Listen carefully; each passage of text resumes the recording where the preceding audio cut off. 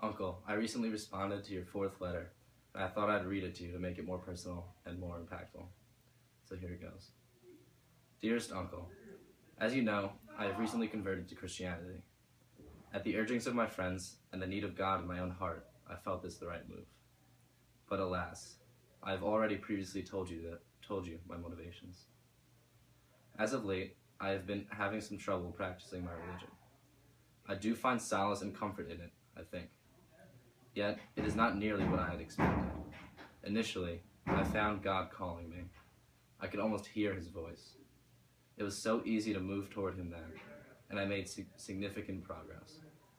Yet, it seems that I have come to something of a halt, but I'm not quite sure why. I am sure you remember me recounting to you my first encounters with the liturgy. Oh, the vigor I felt. I knelt proudly in the pews, looking my suffering Christ in the eyes, wishing I could be hanging there on the cross with him. I sang loudly, responded triumphantly. Those were certainly the days.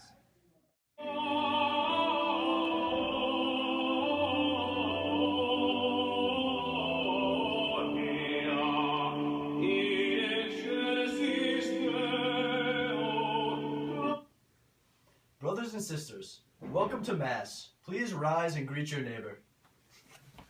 Hey, how you doing, brother? I really love this Christianity stuff. I'm John. I'm Brian. Nice to meet you. Good meeting you too. However, my experiences at Mass have truly changed, for the worse. I no longer get as excited as I dress up in the morning. I can no longer feel the resounding presence of my Lord in the church, and I do not see the same gleam in his eyes or the passion in his heart. The verses have become a bit dry, and the readings sound redundant. It's almost as if Mass has now become monotonous or stagnant. Even the people surrounding me seem less enthusiastic. I had always thought that they poured their hearts into these Masses. Yet now I see them almost as robots, merely going through the routine out of necessity. They seem less angelic, less Christian.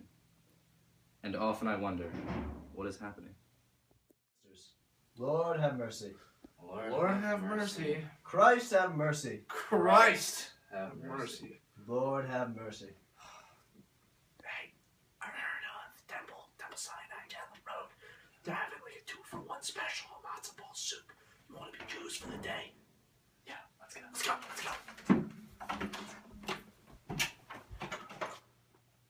Loving uncle, do you know what is happening to me? Why is my zeal declining so? I have not diminished in passion, or at least I do not think so. Please tell me that Mass is not so boring or static. Tell me that something is wrong with me, and tell me how I can fix this to return to my previous self, who loved his new religion. Unfortunately, that is not all. There are other, worse matters. It is not only at church that I feel this happening to me, for when I pray, I also do not feel the same fervor that I used to. I used to kneel down by my bed at night, speaking to God as if he were my closest childhood friend. And I would praise him, tell him my concerns, and ask him for advice in any situation I felt I needed it. And I could hear his responses. It was almost as if he were whispering in my ear, comforting me, helping me, each and every day. All right, ready for my evening prayers.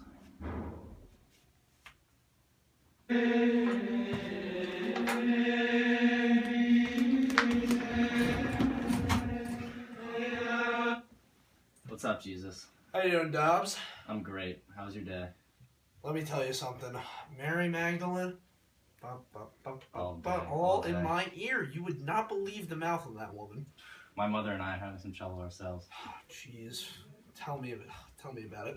I don't know. I don't know. She's irritating me a lot. I'm irritating her a lot. We're just not getting along. All right, I'll let you in on a little something. Your mother's going through this thing that happens to women when they get a little older. It's called menopause.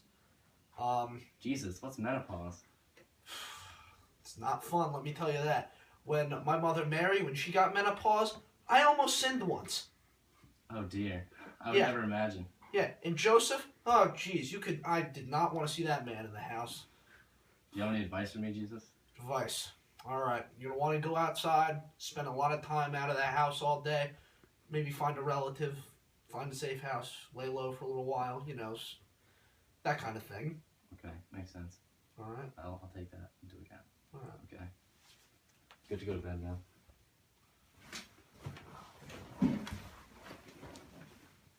Good night, Jesus. Good night, Dobbs.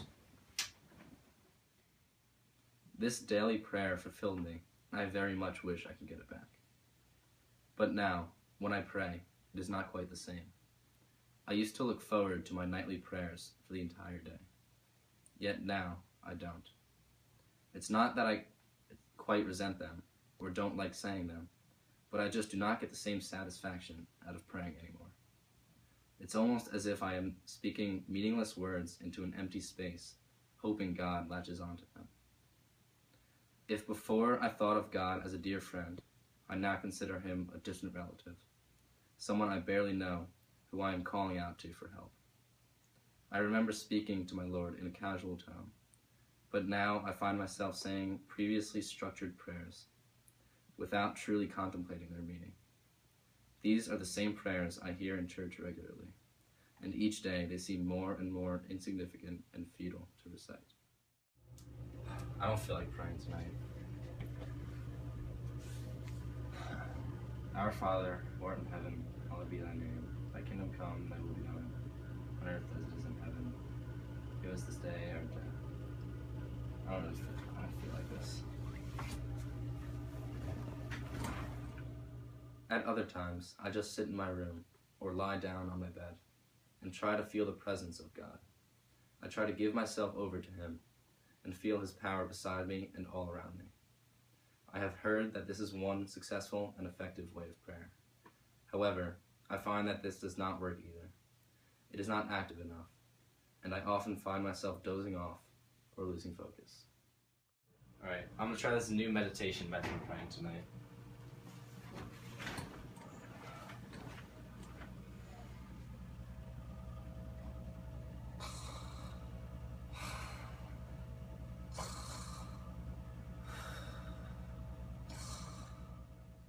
Other times, I try to pray more actively.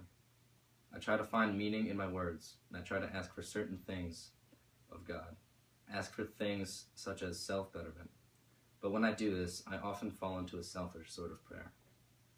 I center my words and thoughts around my own feelings, and I turn what I am supposed to want for others into my own personal desires. For example, I pray to be charitable towards others, and then I fall into wishing others would be charitable and generous towards me. I know I shouldn't be feeling this way, but as of recently, I have not been able to help it. Frequently, I fall into these sentiments when praying for my mother. God bless her. I pray for her health and safety, but my thoughts always circle back to the things I dislike about her. Our relationship has been ailing. We have been annoying each other increasingly, and though we love each other, we cannot show it. Mom, make me something to eat. Ask nicely. No, make me something to eat now. Brian, ask nicely. Fine, please. Was that so hard? Yeah, it kind of was. So how was your day? Oh, it was great. Really? No, it sucked. Why? Because I came home to you right now. Brian, I can assure you, seeing you every day is much worse. Oh, really? Yes. Cook for yourself or become a better son.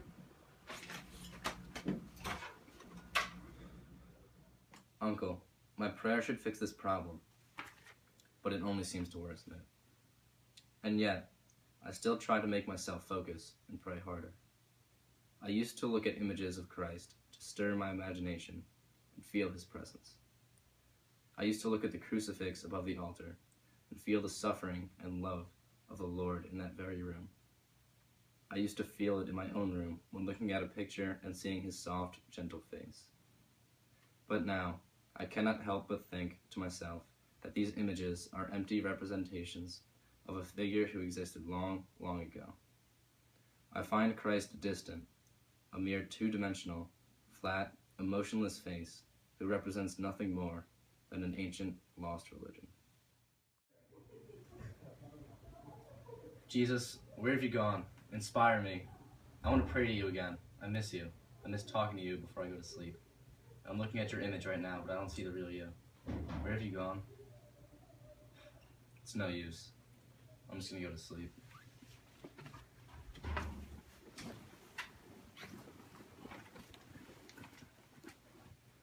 Hey, move over. Here, give me some blanket. You know what? No, you know what? I've had it with you. I hope you have a bad dream.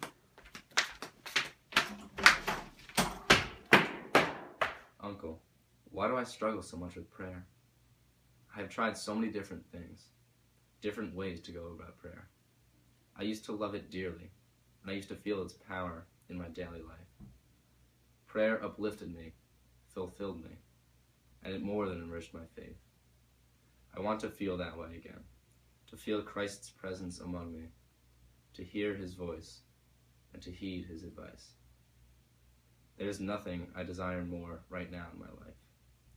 Though I do not want this obstacle in my religion and faith to hinder my faith altogether, I fear that I am unfortunately moving in that direction. Please, Uncle, teach me how to pray and how to become a devout Christian. I will be ever in debt to you. Your loving nephew,